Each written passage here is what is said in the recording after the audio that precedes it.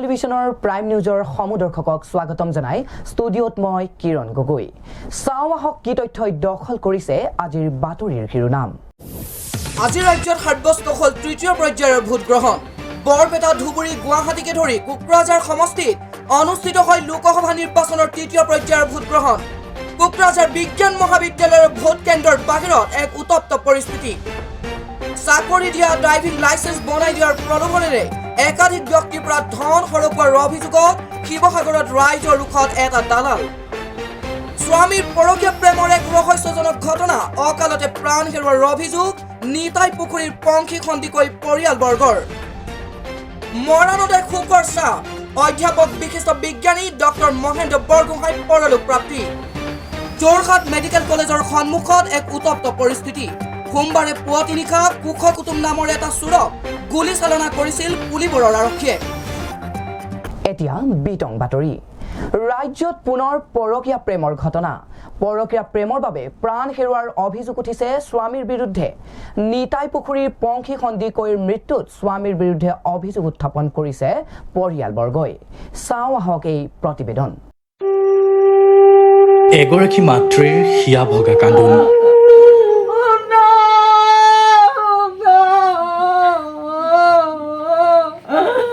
চাৰিওফালে নিস্তব্ধ পৰিৱেশ মাথো কান্দোনৰ ৰোল ছমাহ পূৰ্বে জীয়াৰীক বিয়া দিছিল ঘৰখনে গাৰ হালধিৰ গোন্ধ যাবলৈ নপাওঁতেই জীয়াৰীৰ নিথৰ দেহ ঘূৰি আহিল ঘৰলৈ বগা আৱৰণৰ মাজত বুকু সুদা কৰি গ'ল পৰিয়ালৰ মাতৃৰ কান্দোনৰ ৰোলত হিয়া কঁপি উঠিছে সকলোৰে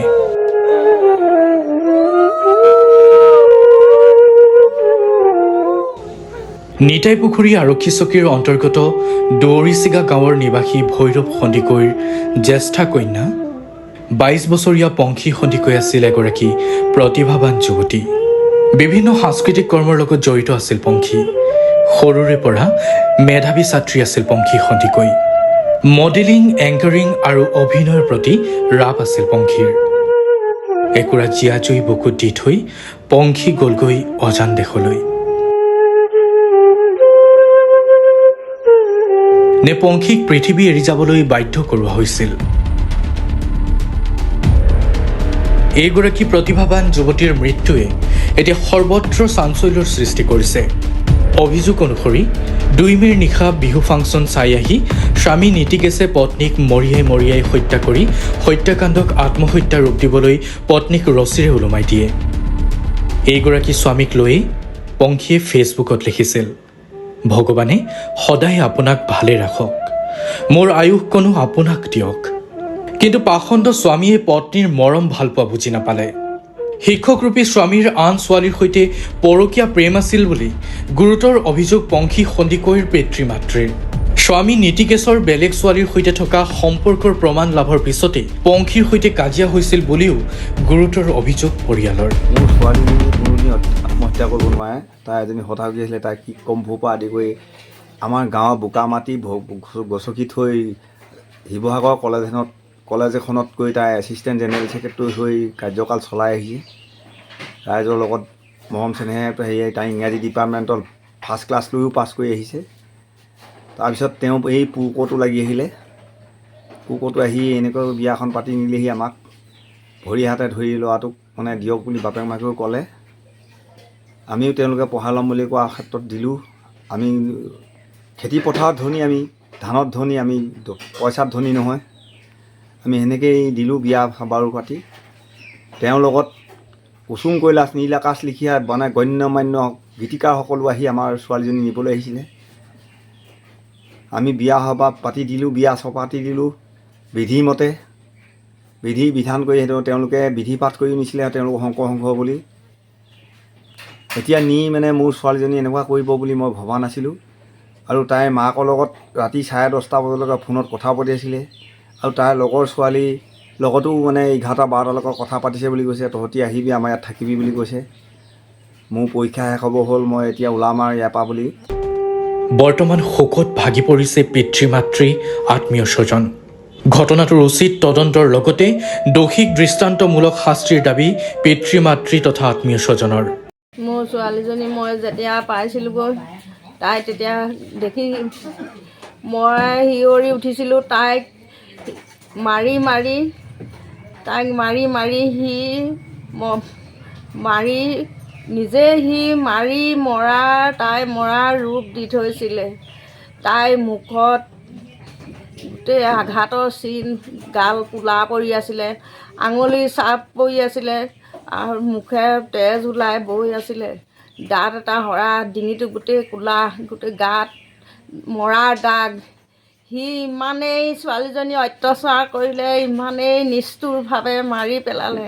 কিন্তু সি বাচিবৰ কাৰণে ছোৱালীজনীক সি নিজে মৰা বুলি ক'বলৈ গৈছে। কেতিয়াও সেইটো নহয়। মোৰ ছোৱালীজনীয়ে কেতিয়াও তেনেকুৱা ৰাস্তা নলয়। তাই বহুত সাহসী ছোৱালী। Bureau report AN television.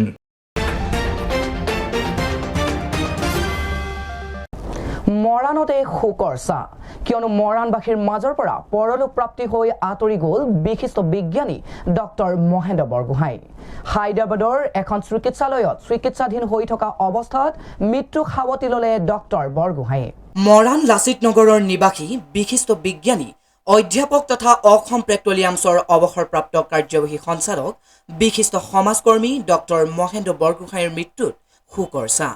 হায়দৰাবাদৰ এখন চিকিৎসালয়ত চিকিৎসাধীন অৱস্থাত মৃত্যুক সাৱটি লোৱাৰ পিছত আজি নটছৰ দেহ মৰাণৰ নিজা বাসগৃহলৈ লৈ অনা হয়।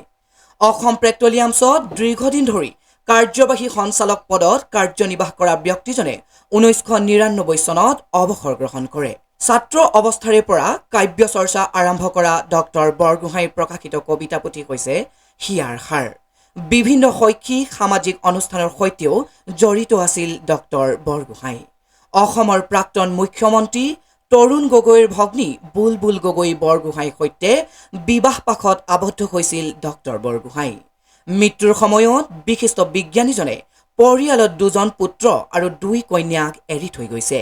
ডক্টৰ বৰগোহাঁইৰ মৃত্যুৰ পিছতে তেওঁৰ বাসগৃহত উপস্থিত হৈ বিভিন্ন অনুষ্ঠান প্ৰতিষ্ঠানে গভীৰ শোক প্ৰকাশ কৰাৰ লগতে শোকসন্তপ্ত পৰিয়ালবৰ্গলৈ সমবেদনা জ্ঞাপন কৰিছে। ডক্টৰ মহেন্দ্ৰ বৰগোহাঁই অসমৰ এগৰাকী বিশিষ্ট বুদ্ধিজীৱী তথা অসম পেট্ৰকেমিকেলছৰ মেনেজিং ডাইৰেক্টৰ হিচাপে তেখেত কালি দেহাৱসান ঘটে হায়দৰাবাদত। মৰাণ লাচিত নগৰৰ নিবাসী। আমি হঠাৎ তেখেতৰ দুখৰ খবৰ বিয়পি পোৱাৰ লগে লগে সমগ্ৰ অঞ্চলতে মৰাণ শোকৰ ছাঁ পৰিছে। আজি তেখেতৰ মৃতদেহ আহি লাচিত নগৰ পাইছেহি আৰু সকলো মৰাণবাসী ৰাইজ আহি উপস্থিত হৈছে আৰু খন্তেক সময়ৰ পাছতেই তেখেতৰ মৰণতে অন্ত্যেষ্টিক্ৰিয়া সম্পন্ন হ'ব। আৰু তেখেত এগৰাকী সঁচাকৈ খুব সমাজকৰ্মী আছিলে আৰু এগৰাকী শিক্ষাবিদ আছিলে। ইংলেণ্ডৰ ব্ৰিষ্টল বিশ্ববিদ্যালয়ৰ পৰা তেখেতে PhD ডিগ্ৰী লৈছিল আৰু ইয়াৰ পাছতে অসমৰ কেইবাখনো কলেজতে অধ্যাপনা কৰিছিলে। বিশেষকৈ আমাৰ জয়সাগৰ শিৱসাগৰ কলেজত তেখেতে অধ্যাপনা কৰিছিলে আৰু প্ৰায় শিক্ষানুষ্ঠানৰ সৈতে তেখেতে ওতঃপ্ৰোতভাৱে জড়িত হৈছিলে। অৱসৰৰ পাছত নামৰূপৰ পেট্ৰকেমিকেলছৰ পৰা অৱসৰৰ পাছতে মৰাণৰ বিভিন্ন শিক্ষানুষ্ঠানৰ লগত জড়িত হোৱাৰ উপৰিও নিজকে শিক্ষাৰ সৈতে জড়িত কৰি ৰাখিছিলে।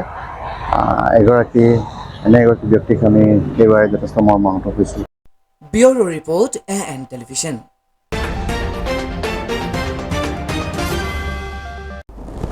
ৰাজ্যৰ বিভিন্ন প্ৰান্তত এতিয়াও নিৰ্বাচনৰ প্ৰক্ৰিয়া অব্যাহত আছে। বৰপেটা, ধুবুৰী, গুৱাহাটী আৰু কোকৰাঝাৰ সমষ্টিত আজি অনুষ্ঠিত হৈছে লোকসভা নিৰ্বাচনৰ 3য় পৰ্যায়ৰ ভোটগ্ৰহণ প্ৰক্ৰিয়া। আজি ৰাজ্যত 3য় অৰ্থাৎ অন্তিম পৰ্যায়ৰ ভোটগ্ৰহণ অনুষ্ঠিত হয়।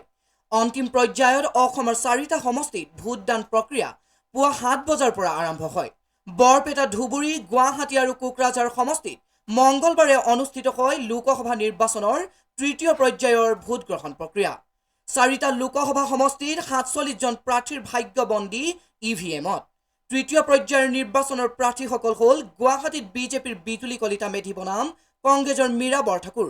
বৰপেটা সমষ্টিত ফণীভূষণ চৌধুৰী, দীপ বায়ন, মনোৰঞ্জন তালুকদাৰ আৰু দুলু আহমেদ।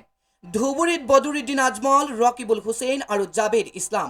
ইফালে কোকৰাঝাৰ সমষ্টিৰ যুঁজত জয়ন্ত বসুমতাৰী আৰু খাম্পা বৰগোহাঁই।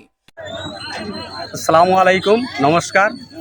মই প্ৰথমে সদৌ অসম গুৰিয়ামুৰে দেখি জাতীয় পৰিষদৰ তৰফৰ পৰা সদৌ অসমবাসীলৈ আন্তৰিক শুভেচ্ছা জ্ঞাপন কৰিছোঁ। আৰু আজি মই আনন্দৰে ক'ব পাৰিছোঁ যে যিটো আমাৰ আজি ভোটাৰে ভোটদান সাব্যস্ত কৰি আছে, তেওঁলোকে পুৱা 7 বজাৰ পৰা আৰম্ভ কৰিছে, এতিয়ালৈকে খুব শান্তিপূৰ্ণভাৱে ভোটদান কৰি আছে। আমাৰ মাজত কোনো হাই উৰুমি নাই, মিলা প্ৰীতিৰে হাতে হাত মিলাই কান্ধে কান্ধ মিলাই ভোটদান কৰি আছে। আৰু আমি জানো এই কোকৰাঝাৰ জিলাৰ অন্তৰ্গত আমাৰ যিটো পৰ্বতঝৰা সমষ্টি আৰু মানে আমি জালাবিলৰ অন্তৰ্গত আমাৰ শিলবাৰী হাইস্কুলৰ 3টা ভোট চেণ্টাৰ আছে। 3টা ভোট চেণ্টাৰতে খুব সক্ৰিয়ভাৱে, খুব সুন্দৰভাৱে, সুচাৰুভাৱে ভোটদান কৰি আছে। ইয়াৰ মধ্যে আমাৰ কোনো ব্যতিক্ৰম হোৱা নাই। আৰু আগন্তুক যিবিলাকে ভোটাৰে এতিয়ালৈকে ভোটদান কৰা নাই, তাক মই সমূহ ভোটাৰকে আমি অনুৰোধ জনাইছোঁ, তেওঁলোকে আহি যাতে শান্তিপূৰ্ণভাৱে ভোটদান কৰিয়ে আমাৰ ইয়াক যাতে সহায় কৰে, আমাৰ ইলেকশ্যন কমিশ্যনক যাতে সহায় কৰে, এইখিনি কৰি আৰু মোৰ বক্তব্য আৰম্ভ কৰিম। News desk report AN television. এইখিনিতে সময় এটি চমু বাণিজ্যিক বিৰতিৰ পাছত পুনৰ উভতিম। চাই থাকক AN টেলিভিছন। আপোনাৰ আপোন চহৰ ডিব্ৰুগড়ত এঞ্জিলা এণ্টাৰপ্ৰাইজে আনিছে এটি সোণালী সুযোগ। প্ৰয়োজনীয়তা মাত্ৰ এখন নিজৰ e rickshaw. An opportunity to earn limitless money. অধিক জানিবলৈ যোগাযোগ কৰক 9085585200 আৰু 7002275263।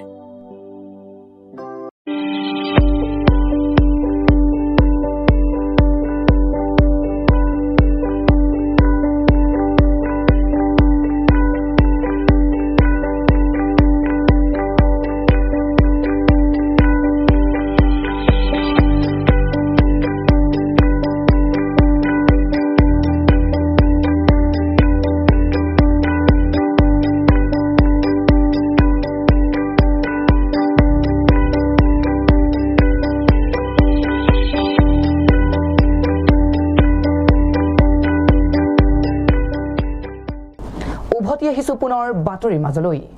কোকৰাঝাৰ বিজ্ঞান মহাবিদ্যালয়ৰ ওচৰত থকা এটা ভোট কেন্দ্ৰৰ বাহিৰত এক উত্তপ্ত পৰিস্থিতিৰ সৃষ্টি হয়। ৰাজনীতিৰ বোকা ছটিওৱাৰ কাৰ্যৰ পৰিৱৰ্তে এইবাৰ BPFৰ কৰ্মীক আটক কৰাক লৈ সৃষ্টি হয় এই পৰিস্থিতিৰ। এই মুহূৰ্তৰ এটা ডাঙৰ খবৰ। কোকৰাঝাৰ বিজ্ঞান মহাবিদ্যালয়ৰ ওচৰত এটা ভোট কেন্দ্ৰৰ বাহিৰত উত্তপ্ত পৰিস্থিতি।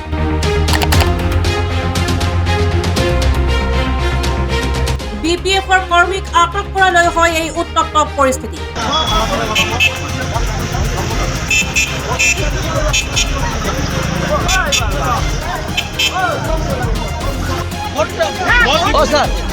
স্যার ভোটটো দিব দিয়ক, আপনি ভোটটো দিব দিয়ক।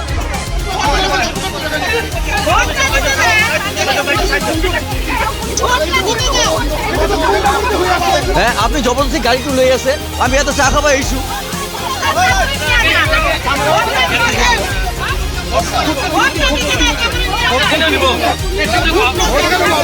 ভোটটো দিব দিয়ক, আপনি ভোটটো দিব দিয়ক। কি কাৰণত আটক কৰিলে এয়া অদ্যাপিক জানিব পৰা হোৱা নাই। পুনৰ কৈছো, BPFৰ কৰ্মীক আটক কৰালৈ এই উত্তপ্ত পৰিস্থিতি। বৰ্তমানলৈকে কি কাৰণত আটক কৰিলে এয়া জানিব পৰা হোৱা নাই।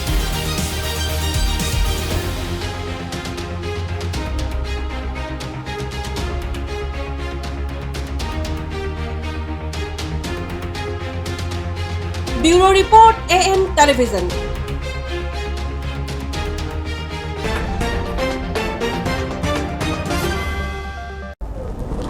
যোৰহাট মেডিকেল কলেজৰ সন্মুখত এক উত্তপ্ত পৰিস্থিতি। সোমবাৰে পুৱতি নিশা কুশ কুটুম নামৰ এটা চোৰক গুলীচালনা কৰিছিল পুলিবৰৰ আৰক্ষীয়ে। যোৰহাট মেডিকেল কলেজত উত্তপ্ত পৰিস্থিতি। পুলিবৰ আৰক্ষী থানাৰ অন্তৰ্গত ৰান্ধনীজানত সোমবাৰে পুৱতি নিশা চোৰ কুশ কুটুমক কৰিছিল গুলীচালনা। বুকুত গুলী লাগিছিল কুশ কুটুমৰ। সংকটজনক অৱস্থাত ডিব্ৰুগড় মেডিকেল কলেজলৈ প্ৰেৰণ কৰিছে কুশ কুটুমক। যোৰহাট মেডিকেল কলেজৰ পৰা ডিব্ৰুগড় নিবলৈ লওঁতে আৰক্ষী আৰু কুশ কুটুমৰ পৰিয়ালৰ হতাহতি।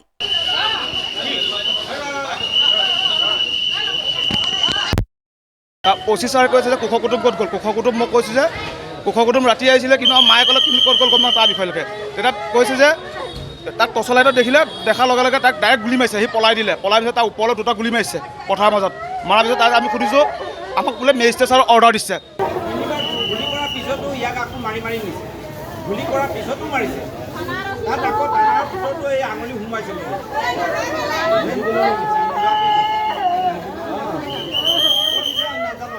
Bureau bureau report AN television.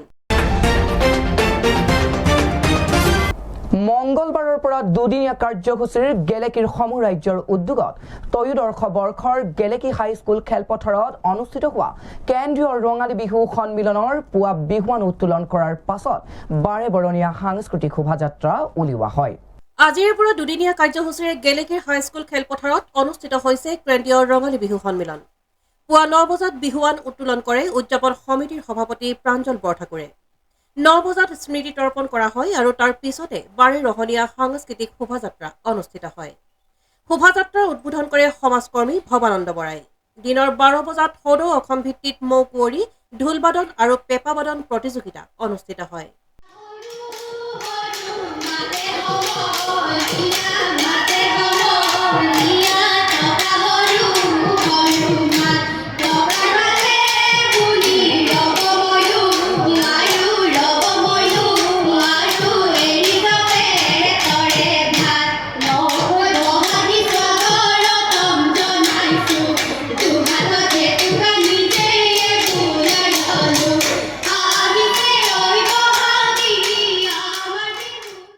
ইয়াৰ পিছতেই হুঁচৰি আৰু জেং বিহুৰ প্ৰদৰ্শন কৰা হয়। সন্ধিয়া 7 বজাত স্থানীয় আৰু আমন্ত্ৰিত শিল্পীৰ দ্বাৰা সাংস্কৃতিক অনুষ্ঠান আৰম্ভ হ'ব। গেলেকীৰ কেন্দ্ৰীয় ৰঙালী বিহুৰ এইবাৰৰ মুখ্য আকৰ্ষণ জনপ্ৰিয় কণ্ঠশিল্পী দীপাম্বিতা ডেকাৰ গীতৰ শৰাই। গতিকে দুয়োদিনৰ কাৰ্যসূচীত স্থানীয় ৰাইজৰ উপস্থিতি আৰু সহায় সহযোগিতাৰ কামনা কৰিছে উদযাপন সমিতিয়ে।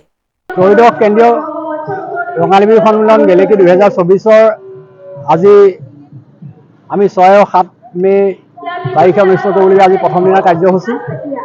এই কাৰ্যসূচীত আমি পুৱা বিহুৱান উত্তোলনে আৰম্ভ কৰাৰ কাৰ্যসূচীৰ আজি এতিয়া ৪ৰ্থতম কাৰ্যসূচী আমাৰ মঞ্চত ইতিমধ্যে চলি আছে। জেং বিহু আৰু হুঁচৰি প্ৰদৰ্শন, একক নৃত্য প্ৰতিযোগিতা আদি এনেধৰণৰ কাৰ্যসূচী চলি আছে। এই 13 বৰ্ষত অনুষ্ঠিত কৰা বিহুখনে গেলেকীবাসী ৰাইজৰ লগতে সমগ্ৰ অঞ্চলটোৰ যি সম্প্ৰীতিক প্ৰতিস্ফুট কৰি তুলিছে। আজি ৰাতিপুৱা অনুষ্ঠিত কৰা যিটো আমাৰ বাৰেৰহণীয়া সাংস্কৃতিক শোভাযাত্ৰা আছিলে, এই শোভাযাত্ৰাই প্ৰতিটো সম্প্ৰদায়ৰ বিভিন্ন কাৰ্যসূচী আমাৰ তাত অংশগ্ৰহণ কৰিছে। গতিকে এয়াই আমাক প্ৰমাণ কৰিছে যে আমি গেলেকীবাসী ৰাইজ সকলো সম্প্ৰদায় আমি একত্ৰিত হৈ আছোঁ। আমাৰ এই যিটো একতাৰ ভাৱ, এই আমাৰ সদায় থাকিব আমি কামনা কৰিছোঁ। আৰু এই বিহুখনি আজিৰ এই বিহুখন অনুষ্ঠিত কৰাৰ ক্ষেত্ৰত গেলেকীবাসী ৰাইজৰ যি অকুণ্ঠ সহযোগিতা, সহযোগিতাই প্ৰমাণ কৰিছে যে আমাৰ এই বিহুখন দুদিনীয়া কাৰ্যসূচী আমি খুব সুন্দৰভাৱে সমাপন কৰিব পাৰিম। Bureau report AN television. এইখিনিতে সময় হৈছে পুনৰ এটি চমু বাণিজ্যিক বিৰতিৰ পাছত পুনৰ উভতিম। চাই থাকক AN টেলিভিজন।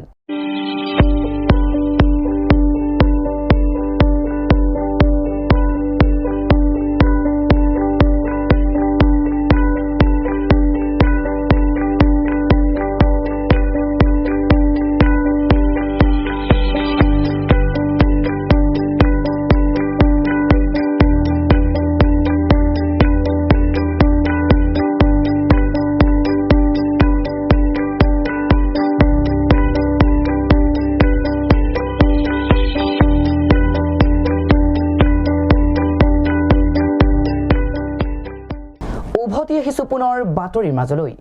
উজনিমুৱা মৰিয়নি ডিব্ৰুগড় ৰেলপথৰ মৰিয়নি জাতীয় বিদ্যাপীঠৰ সমীপৰ আলিৰ দাঁতিৰ এটা খাদত উদ্ধাৰ হয় এটা মৃতদেহ। মৃত ব্যক্তিজনৰ পৰিচয় বৰ্তমানে চিনাক্ত হোৱা নাই যদিও হত্যাৰ সন্দেহ স্থানীয় লোকৰ। মৰিয়নিত পুনৰ মৃতদেহ উদ্ধাৰ। উজনিমুৱা মৰিয়নিৰ ডিব্ৰুগড় ৰেলপথৰ মৰিয়নি জাতীয় বিদ্যাপীঠৰ সমীপত উদ্ধাৰ মৃতদেহটো।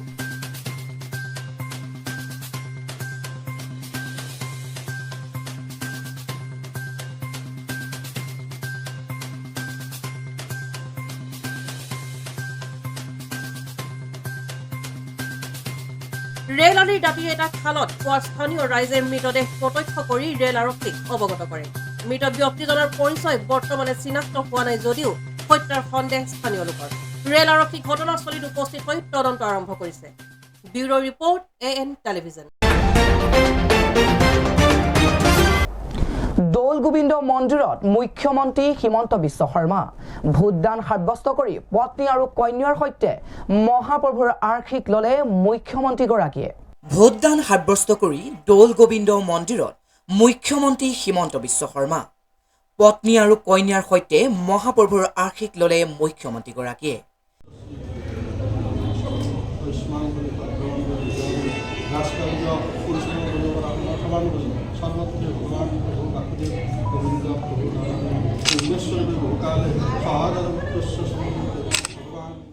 মহাপ্ৰভুৰ আশীষ লৈ নিৰ্বাচনত দলৰ অভূতপূৰ্ব সফলতাৰ কামনা কৰিলে মুখ্যমন্ত্ৰীগৰাকীয়ে মহাপ্ৰভু দৌল গোবিন্দত আহি প্ৰাৰ্থনা কৰিলোঁ ইলেকশ্যন সুন্দৰকৈ হৈ গ'ল প্ৰভুক ধন্যবাদ জনালোঁ news desk report AN television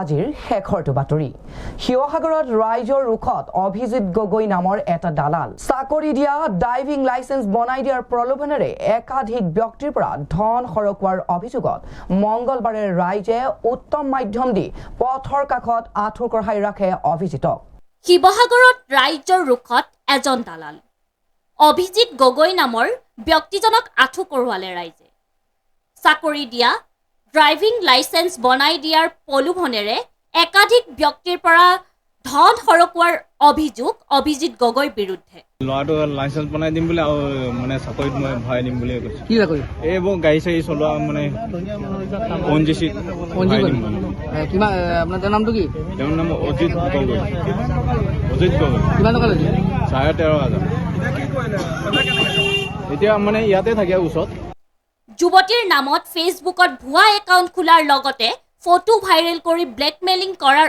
অভিযোগ যুৱতীৰ বনাই আছে এতিয়া বনাই আছো আমি ফাৰ্মখন ই মানে ডেইলি মানে হেৰি কৰে কি ফোন কৰে মানে পইচা দে এনেকৈ কয় আৰু পইচাটো মই কৈছো মই পইচা কেলে দিম ফাৰ্মখনৰ কাম লাগি আছে যেতিয়া ফাৰ্মৰ পইচা পালে এনেও পাবিয়ে কিস্তিটো সেইটো কাৰণে সেইটো মানি নলয় মানে এতিয়া কৈছে যে তোৰ ফটো মানে মই ভাইৰেল অলৰেডি দিয়ে দিলে হ'বলা ফটো মোক কেনেকৈ বোলে মোৰ মোবাইল তাৰ ওচৰত আছিলে মানে আমাৰ মোবাইল এটা পুৰণা মোবাইল এটা মানে মই নতুন মোবাইল লোৱাত মানে পুৰণা মোবাইলটো এনেই আছিলে ঘৰত সেই মোবাইলটো চলাবলৈ দিয়া আছিলে সেই মোৰ মোবাইলত মানে হেৰি খুলি মোৰ নামত ফেচবুক খুলি ল'লে তাত নতুনকৈ মই গমেই নাপাওঁ ফেচবুক আছে মোৰ লগত যে ফোন কৰিছে যে হেৰি তোমাৰ মানে ফেচবুক এটা পাইছোঁ বোলে এনেকৈ কিবা ফটো যি ফটো আহিছে নে ৰংঘৰ চাৰিআলিৰ সমীপত ভাৰতীয় হিচাপে দুষ্কাৰ্য চলাই আছিল দালাল অভিজিতে একাধিক ব্যক্তিৰ পৰা সংগ্ৰহ কৰিছিল ধন বহু পৰিয়ালৰ পৰা চাকৰি দিয়াৰ নামত ধন সংগ্ৰহ কৰি আত্মগোপন কৰি আছিল অভিজিতে আজি ৰংঘৰ চাৰিআলিৰ সমীপতে ভুক্তভোগী ৰাইজে আটক কৰিবলৈ সক্ষম হ'ল দালালটোক ৰাইজে উত্তম মাধ্যম দি পথৰ কাষত আঁঠু কঢ়াই ৰাখে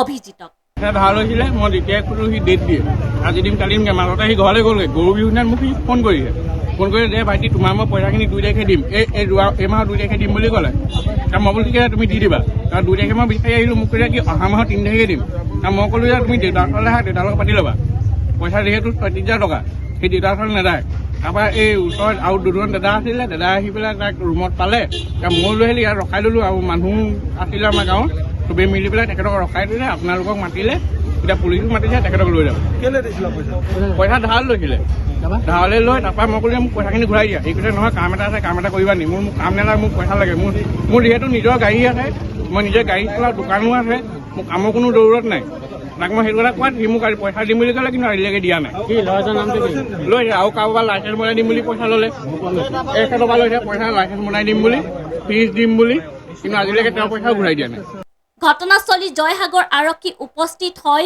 নিজৰ জিম্মাত লয় অভিজিতক ব্যুৰো ৰিপৰ্ট AN টেলিভিছন আজিৰ বাতৰি ইমানেই AN টেলিভিছনৰ ষ্টুডিঅ'ৰ পৰা মই কিৰণে ইমানতে বিদায় লৈছোঁ ধন্যবাদ